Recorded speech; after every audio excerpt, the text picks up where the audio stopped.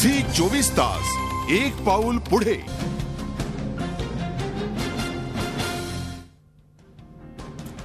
यावेळेस एक अतिशय महत्त्वाची ब्रेकिंग न्यूज बुलेटिनच्या सुरुवातीलाच आलेली आहे। अजितदादांच्या वक्तव्यावरून अजूनही विधानसभेत गोंधळ सुरू आहे। विधानसभेचं कामकाज त्यामुळे दिवसभरासाठी तहकूब करण्यात आलेलं आहे।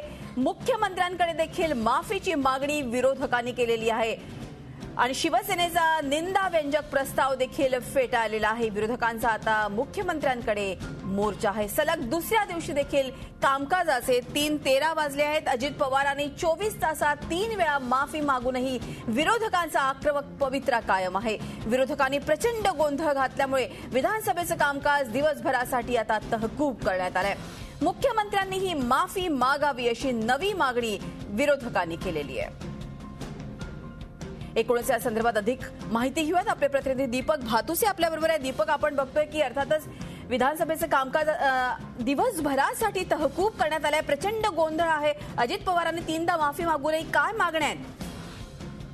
ऋतुराज, कालपासून विरोधक अजितदादांच्या विरोधात आक्रमक आहेत आणि काल अजितदादांच्या राजीनाम्याची मागणी विरोधकांनी धरली होती। अजितदादांची माफी नको तर राजीनामा हवा अशी जोरदार मागणी विरोधकांनी लावून धरली होती। आज पुन्हा याच विषयावरती सकाळपासून विरोधक आक्रमक होते। विधानसभेचं कामकाज 11 वाजता सुरू झाल्यानंतर विरोधकांनी मुख्यमंत्र्यांना टार्गेट केलं आणि मुख्यमंत्री प्रमुख आहेत त्यामुळे त्यांनी अजितदादांच्या वतीने माफी मागावी विधानसभेची आणि सभागृहाची आणि राज्यातील जनतेची अशी मागणी विरोधकांनी लावून धरली। त्यामुळे 2 वेळा विधानसभेचं कामकाज तहकूब करावं लागलं। यानंतरही विरोधक शांत होत नव्हते। अध्यक्षांनी वारंवार विरोधकांना शांत राहण्याचं आवाहन केलं, परंतु विरोधक अजितदादांविरोधात आक्रमकच आहेत। शिवसेनेने याच दरम्यान अजितदादांच्या विरोधात निंदाव्यंजक प्रस्ताव मांडण्याचा प्रयत्न केला, परंतु तो प्रस्तावही अध्यक्षांनी फेटाळून लावला। यानंतर विरोधक आक्रमक झाले आणि त्यांनी विधानसभेत अजितदादांच्या विरोधात जोरदार घोषणाबाजी केली आणि यामुळे विधानसभेचं कामकाज आज पुन्हा एकदा पूर्ण दिवसभरासाठी तहकूब करण्यात आलंय। काल आणि आज 2 दिवस विरोधकांनी विधानसभेत अजितदादांचा मुद्दा लावून धरल्याने विधानसभेत कामकाज होऊ शकलेलं नाहीये। खरं दीपक, गेल्या 2 दिवसांपासून आपण म्हणू शकतो कामकाजाचे 3:13 वाजले आहेत। धन्यवाद ही माहिती दिल्याबद्दल। आमचे प्रतिनिधी दीपक भातुसे आपल्याला माहिती देत होते।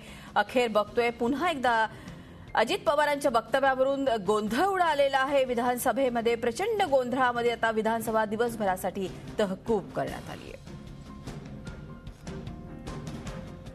झी 24 तास एक पाऊल पुढे।